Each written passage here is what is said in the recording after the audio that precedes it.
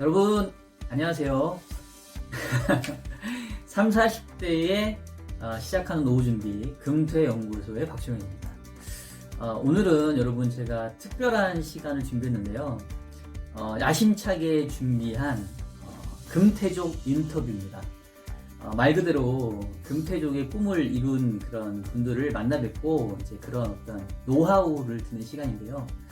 오늘 이제 첫 번째로 그 주인공을 모셨는데, 여러분 오늘 인터뷰가 제가 봤을 때는 정말로 아주 여러분들에게 도움이 많이 되실 것 같습니다. 자, 일단 여러분들께 이제 양해 말씀드리는 게, 사실 이제 이분은 신분이 조금 노출되지 않았으면 좋겠다라고 말씀을 해주셔가지고 불가피하게 제가 이제 얼굴은 이렇게 밝히기 좀 힘들고요. 대신 이제 목소리나 이런 것들 다 나오니까 여러분들 양해를 해주시기 바라겠습니다. 저랑 비슷한 40대 중반에 우리 금태족의 꿈을 이루셨기에 제가 이제 첫 번째 우리 금태족 인터뷰에 손님이 오셨는데요. 자, 일단 그 요분하고 인사 한번 나눠볼게요. 아유, 어서 오세요. 네, 안녕하세요. 예, 아유, 너무 반갑습니다. 자, 일단 솔직히 이제 좀 못 믿을 수도 있어요, 사람들이. 그래서 일단 이제 언제 은퇴를 하셨고, 그 다음에 뭐 툭 까놓고 얘기해서 지금 뭐 은퇴 자금 어느 정도 내가 준비했다. 뭐 현금 기준이면 현금 기준, 내지는 뭐 월 캐시플로우 기준이면 어느 정도 약간 이제 마음껏 플렉스 하셔도 되고 여기 그냥 자랑하셔도 되니까 그 얘기 일단 한번 해주시죠. 올해 10월에 은퇴를 했고요. 그러니까 올해니까 2020년. 네, 20년 10월에 은퇴를 예, 했고, 그 현가로 계산하면, 현가로 네, 계산하면 이제 세금 다 낼 거 다 내고, 네, 현금으로, 올 현금으로 가진다. 네.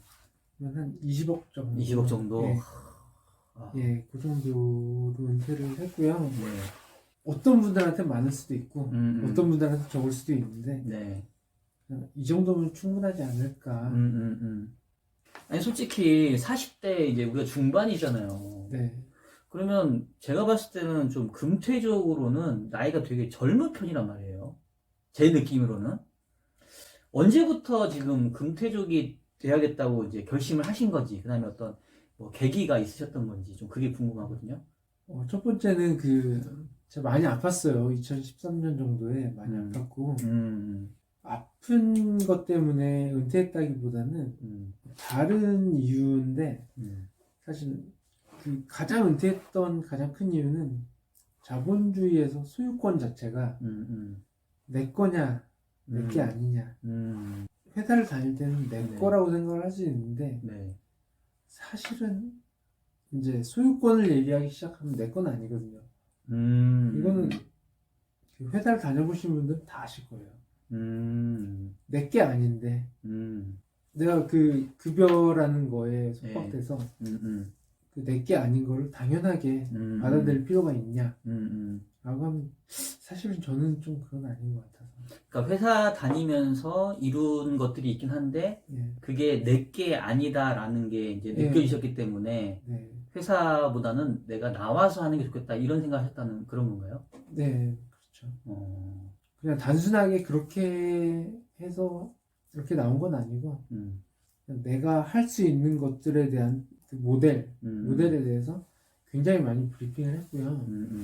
그게 됐을 때쯤에 그 제가 생각했던 자산들이 모여 있어서 네, 그렇게 나오게 됐어요. 자, 그럼 우리가 이제 조금 본격적으로 일단 이제 금태족의 꿈을 네. 40대 중반 이루셨는데, 네. 우리 이제 구독자도 그렇고 사실은 제가 궁금하거든요.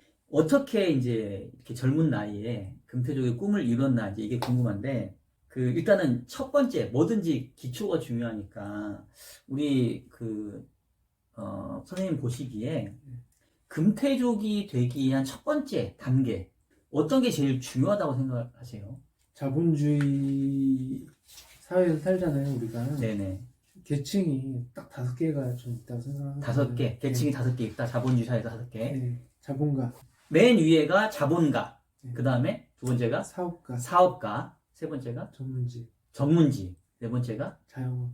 자영업. 다섯 번째가 근로자. 근로자. 근로자면 전에요. 저도 근로자였습니다.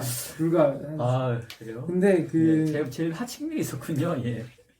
하층민이라기보다는 네. 그냥 제가 생각하기에는 네. 사람들은 네. 자본가를 가장 부러워해요. 그렇죠. 예. 네, 저도 근데 부럽죠. 예. 자식들은 자본가로 키우려고 하진 않아요. 자본가로 키우려고 하는 것 자체를 생각도 해보지도 않고 보통은 근로자가 되라. 또는 전문직. 대기업의 근로자가 되라. 예. 아니면 뭐 의사, 그렇죠. 변호사 전문직. 같은 전문직이 되라. 네. 라고 하는데 네. 그게 좀 모순이라고 저는 생각을 하거든요. 음. 부러워하는 건 이쪽을 부러워하면서 너는 이게 되라. 라고 하는 게 그 자식들은 받아들일 수가 있을까? 아, 그러면 어떻게 보면은 금태족이 되기 위한 첫 번째 마음가짐은 그러면 황금 만능주의, 돈이 최고다. 이거를 저는 인정을 해야 된다 이런 겁니까? 돈이 최고는 아닌데 네. 돈이 인생의 전부는 아닌데 네. 거의 전부가 아닐까. 돈이 전부는 아니지만 거의 전부다라는 네. 거를 일단은 인정하고 시작을 해야 된다. 이 말씀. 저는 그렇게 인정하고 시작을 했어요.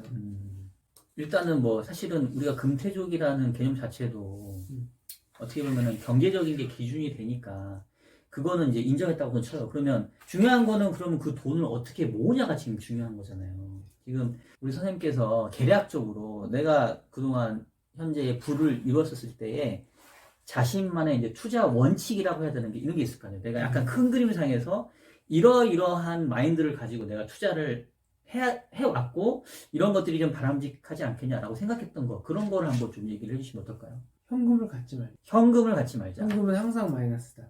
현금은 항상 마이너스다. 이건 이제 사람마다 다를 수는 있는데 네. 저는 그렇게 생각합니다. 그럴 수 있죠. 현금은 일단 노는 돈일 수 있고 네. 또 뭐 우리가 흔히 말하는 금융시장에서 현금은 그 인플레이션 물가가 상승하면은 오히려 구매력 기준으로 손실을 보는 자산이거든요. 그거는 뭐 충분히 동의할 것 같아요. 두 번째는 뭘까요? 내가 아무것도 안 하면 아무것도 안 일어난다. 내가 아무것도 안 하면 아무것도 안 일어난다. 제가 가만히 있으면 그냥 그 자리일 뿐이고 내가 이제 투자라는 쪽에서 보면 네. 투자를 했을 때 플러스가 날 수도 있고 마이너스가 날 수도 있거든요. 네. 그건 이제 누구나 다 받아들여야 되는 사실인데 그게 무서워서 마이너스 나는 게 무서워서 아무것도 안 하면 그냥 그 자리일 뿐인데 실질적으로는 그 자리가 아니고 후퇴하고 있는데 사람들은 모르고 있다는 것뿐이죠. 그러니까 내가 가만히 있으면 가만히 있는 게 아니라 오히려 뒤로 후퇴하고 있는 네, 거다. 저는 그렇게 생각하는데 그냥 제가 보는 지표 중에 하나가 1년에 한 번씩 통계청에서 가구당 순자산 현황을 발표를 해요. 네. 하는 걸 보면은 2010 이제 10억이라는 딱 머릿속에 딱 들어오잖아요. 네. 10억 있으면 부자일 것 같잖아요. 2018년에는 네. 제 기억으로 6.8%, 6.7%. 근데 2020년에는 굉장히 밀렸어요. 7.2. 그럼 내년에는 야 이게 6.8에서 7.2로 밀렸지 않습니까? 네. 거의 8%에 가깝게 밀려도 이상하지 않겠다. 그렇죠.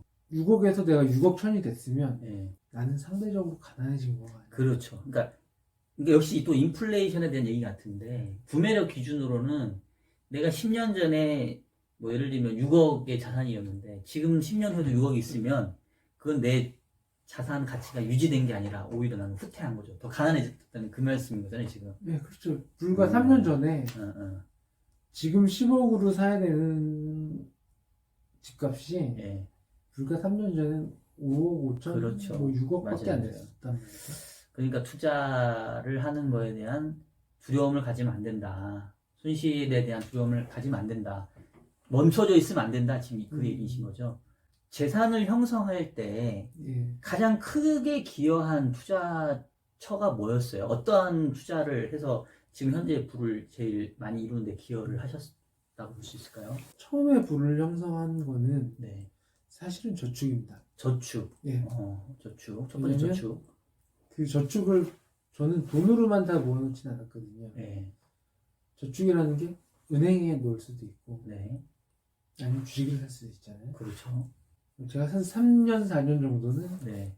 계속 주식을 샀어요. 네. 남들보다 적지 않게 샀어요. 월급의 몇 프로 정도 사신 거예요? 70? 70%? 네. 생활비는 최소화하고 대부분을 주식을 사신 거네요. 물론 이제 또 월급 수준이 얼마냐에 따라 다를 수 있겠죠. 또 급여가 높아야 30%만 생활비를 해도 70%의 추가적인 투자 여력이 나오셨을 정도의 급여가 되셨다는 거죠, 지금. 네, 뭐 그런 것도 있고, 네. 보통 이제 돈을 많이 벌기 시작하면 예. 딱 빠지는 길이 있습니다. 차, 아. 옷, 뭐 여행, 뭐 이런 빠지는 길이 있는데, 저는 이게 더 늘어나는 게 더 그냥 기분이 좋았기 때문에. 그럼 이런 건가요? 여행을 가기 대신 여행주를 사고, 차를 사기 대신 자동차 주식을 사고 이런 건가요? 어떻게 보면은? 유사한데, 그렇게 종목을 막 나누진 않았어요. 왜냐면 그때 당시에는 나누는 게 의미가 없겠다라는 생각이 좀 들어서, 삼성전자하고 맥쿼리.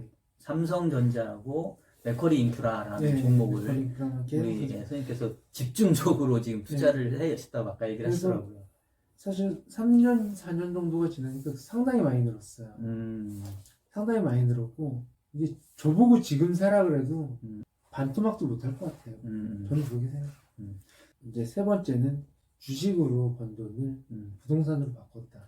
아, 요게 또 상당히 되게 그게, 임팩트가 있을 것 같아요. 요게 2017년 12월, 딱 12월이었거든요. 그러면 선생님은 최초로 자가주택을 구입하신 게 2017년인 거예요? 네. 사실은 불과 지금부터 3년 전밖에 안 됐는데, 네, 맞아요.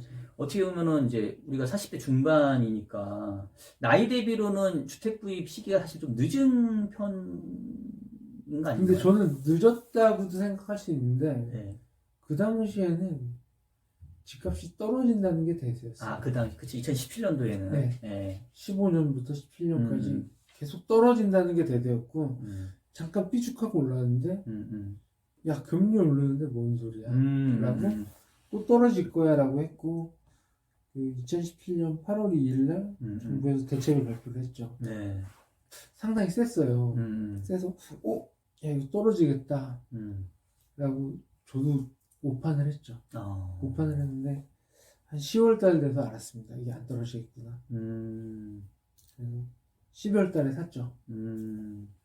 그렇게 샀고, 그 12월 달에 사고 나니까, 거진, 제가 그 전까지 금융자산이 그냥 제 나이대 기준에서 네. 6억 정도 있었어요. 이게 작지 않았어요. 2017년 전에. 2017년까지. 이게 6억이면 그렇게 작진 않았어요. 그때는. 그럼 뭐 돈으로 모으려고 그러면 네. 엄청 큰 돈이죠. 그리고 이거를 6억 중에 4억을 부동산으로 바꿨죠.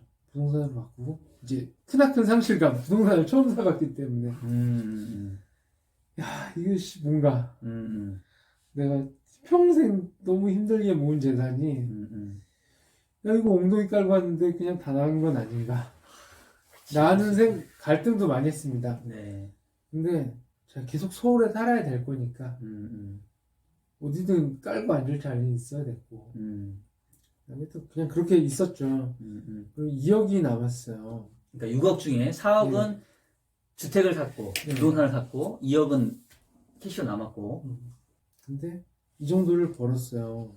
지금 200% 보셨다고 지금 얘기를 하시고 계시는데. 아니 이게 몇 프로죠? 아, 1200 뭐죠? 1200. 1200%. 예. 얘기해 주셔도 돼요, 그냥. 예. 근데 이게 보통은 벌기 어려워요. 근데 제가 왜 얘기를 하냐면 크게 먹으려면 좀 엉덩이가 좀 무겁게 있을 필요가 있다.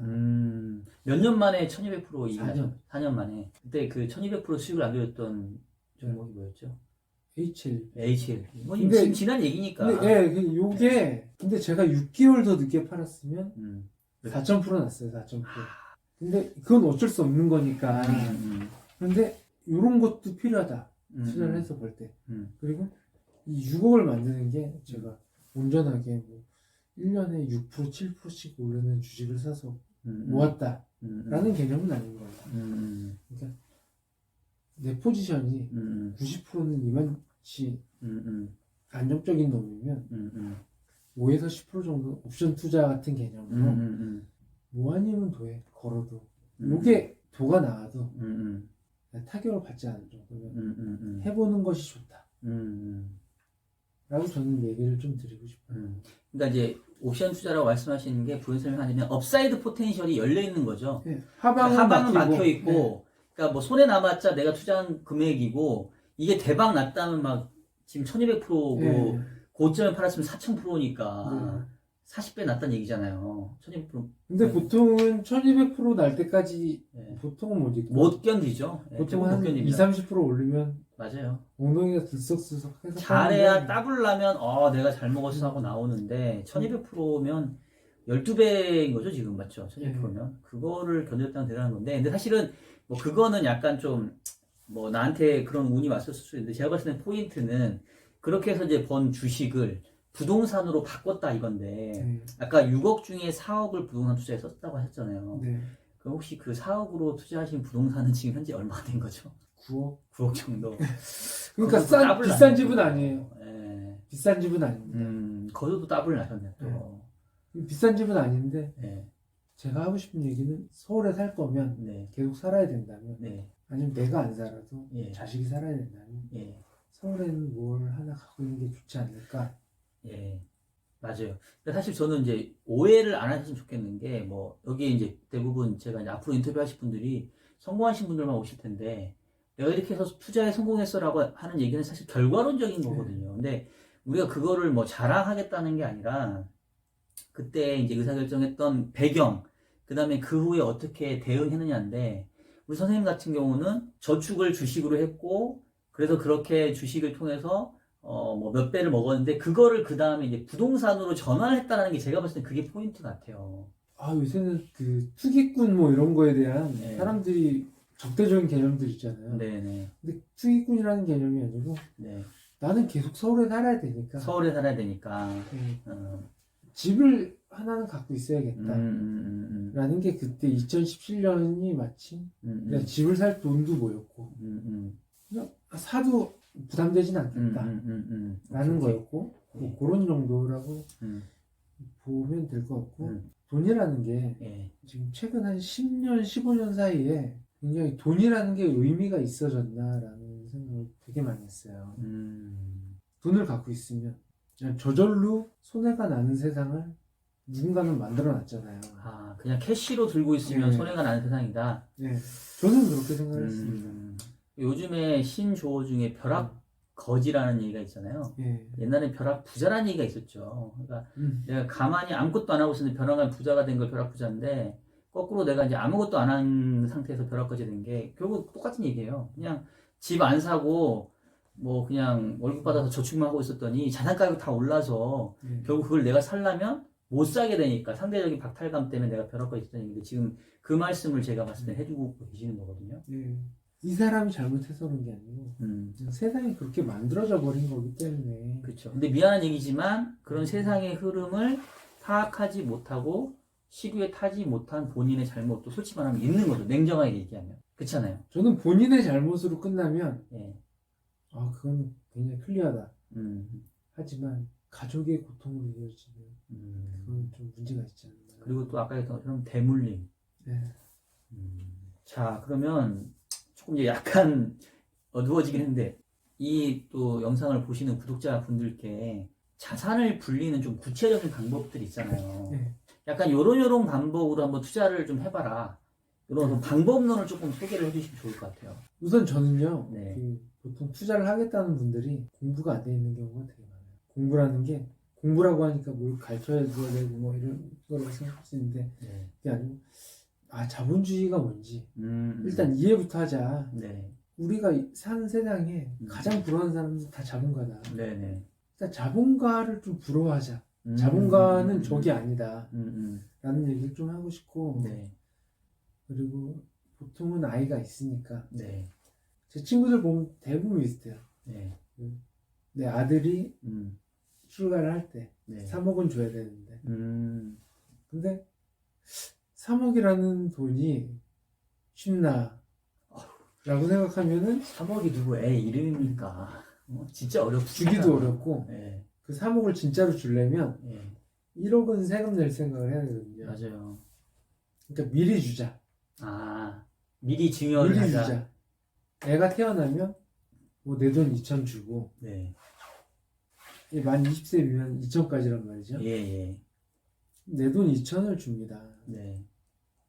거기에 외할아버지, 할아버지 양쪽 해서 1,000만 원씩만 저는 달라고 얘기를 하자는 거예요. 아, 그냥 아이 손주한테 주세요. 그쵸. 저는 그렇게 얘기를 하고 싶어요. 왜냐면 쓸 돈 1,000만 원도 여윳돈 1,000만 원이 없다고 하면 할 얘기는 없지만 이거 양가 부모님한테 혼날 수도 있겠는데 이거는. 근데 저는 그걸 주자고 하는 거예요. 그 돈은 대부분 있을 거예요. 찢어지게 가난하지.